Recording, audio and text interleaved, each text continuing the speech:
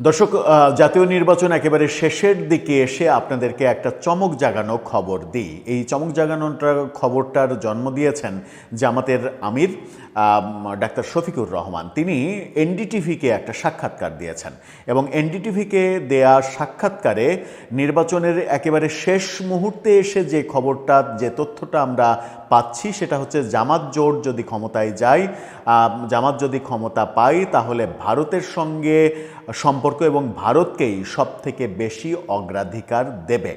এই খবরে আমার মনে হয় তাদের জোটে থাকা এনসিপি সহ অন্যান্য দলগুলোর নাখোশ হওয়ার কথা।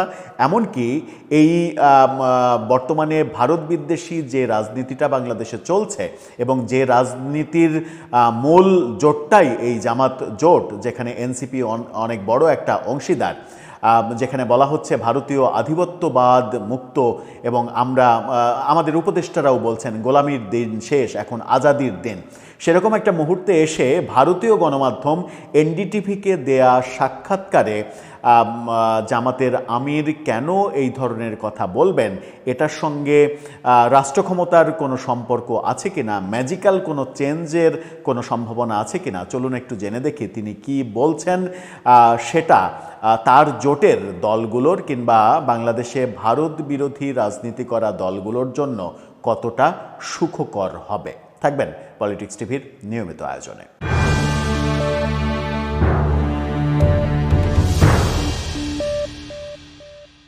দর্শক, বলছিলাম জামাতের আমির ডাক্তার শফিকুর রহমান তিনি এনডিটিভিকে সাক্ষাৎকার দিয়েছেন। এনডিটিভি বাংলাদেশের নির্বাচন নিয়ে এক গাদা নিউজ করেছে।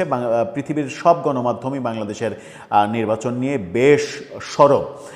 এনডিটিভি তাদের রিপোর্টে যেটা বলছে, এবং এনডিটিভিকে নিয়ে বাংলাদেশের গণমাধ্যম ঢাকা পোস্ট আবার নিউজ করেছে। ঢাকা পোস্টের শিরোনাম, এনডিটিভি যেহেতু ইংরেজি গণমাধ্যম, ঢাকা পোস্টের শিরোনামটা দেখলেই আপনারা বুঝতে পারবেন। সেখানে বলা হচ্ছে যে এনডিটিভিকে সাক্ষাৎকারে জামাতের আমির, নির্বাচনে জিতলে ভারতের সঙ্গে সুসম্পর্ককে অগ্রাধিকার দেবে জামাত। অর্থাৎ ভারত হবে জামাতের অগ্রাধিকার, ভারতকে অগ্রাধিকার দিয়েই সব কিছু করবে, মানে প্রায়োরিটি লিস্টে এক নম্বরে এখন ভারত। হঠাৎ করে এই চেঞ্জটা কেন হলো, এই ড্রামাটিক চেঞ্জ, তাও আবার নির্বাচনের দিনে, তাও আবার খবরটা এমন সময় আসলো যখন নির্বাচনের বেলা গড়িয়ে যাচ্ছে, যখন হাতের নাগালের মধ্যে আর অনেক কিছুই থাকছে না। কি বলা হচ্ছে এখানে, ত্রয়োদশ জাতীয় সংসদ নির্বাচনে জয়ী হলে ক্ষমতায় যাওয়ার সুযোগ পেলে ভারতের সঙ্গে সুসম্পর্ক বজায় রাখাকে অগ্রাধিকার দেবে জামাত ইসলামী। ভারতীয় সংবাদ মাধ্যম এনডিটিভিকে দেয়া সাক্ষাৎকারে এই কথা বলেছেন ডাক্তার শফিকুর রহমান। সেই সঙ্গে তিনি বলেছেন বাংলাদেশের প্রত্যেক নাগরিকের মর্যাদা সমান এবং এখানে সংখ্যালঘু বলে কোনো কিছু নেই। অর্থাৎ সংখ্যালঘু বিষয়ে তাকে প্রশ্ন করা হয়েছিল, সেই ব্যাপারে তিনি বলেছেন বাংলাদেশের সব নাগরিক সমান, সংখ্যালঘু বলে কোনো কিছু নেই। ক্ষমতায় গেলে ভারতে সফরের ব্যাপারেও আগ্রহ প্রকাশ করেছেন তিনি। মানে তার এই সাক্ষাৎকারটা দেখে আপনি কিন্তু ভাবতেই পারবেন না যে এটা জামাতের আমিরের সাক্ষাৎকার। আপনার এই সাক্ষাৎকারটা দেখে মনে হবে এটা বোধহয় আওয়ামী লীগের প্রধান শেখ হাসিনার সাক্ষাৎকার।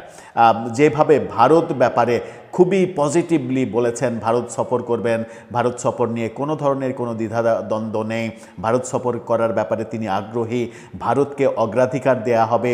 এই বক্তব্যগুলো জামাতের সাম্প্রতিক, বিশেষ করে গত ১.৫ বছরের রাজনীতির সঙ্গে তো অবশ্যই যায় না। এনডিটিভিকে জামাতের আমির আরও বলেছেন ভারত আমাদের নিকটতম প্রতিবেশী, আমরা ভারতের সঙ্গে সুসম্পর্ক বজায় রাখতে চাই এবং এটাকে আমরা অগ্রাধিকার দিচ্ছি। শিক্ষার্থী জনতার অভ্যুত্থানে ২০২৪-এর পট পরিবর্তনের পরে এই প্রথম ভারত সম্পর্কে কোনো পজিটিভ কথা তিনি বললেন।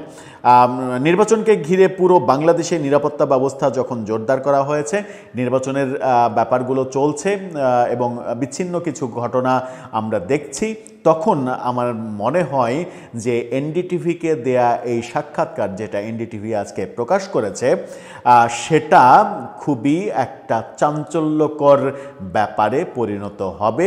আমার মনে হয় যে সবাই ভোটের ব্যাপারে অনেক বেশি ব্যস্ত, এই কারণে এই বক্তব্যকে হয়তো কেন্দ্র করে খুব বেশি আলোচনা ছড়িয়ে পড়বে না। কিন্তু এই বক্তব্যটা আলোচনা ছড়িয়ে পড়ার মতোই।